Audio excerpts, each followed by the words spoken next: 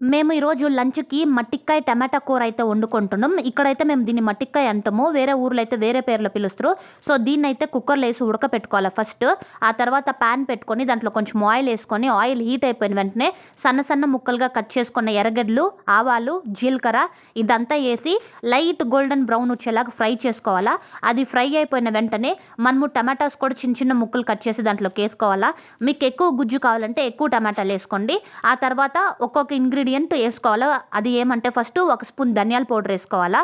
ఆ తర్వాత మనకి సాల్ట్ ఎంత కావాలంటే అంత ఏసుకోవాలి. మేమైతే రాక్ సాల్ట్ ఏస్తున్నాం.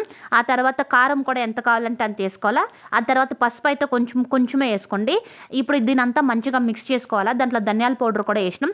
వాటర్ అయితే ఇప్పటి వరకు మనం ఎక్కడా ఏయలేదు. ఇదంతా ఒక 90% బాయిల్ అయిపోయింది. ఆల్రెడీ మనం ఉడకపెట్టి పక్కన పెట్టుకున్నాం కదా మట్టిక్కాయలు.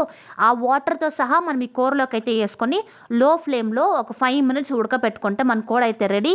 ఇదైతే మనకి వేడి వేడి సంగట్లో అయితే చాలా టేస్టీగా ఉంటది.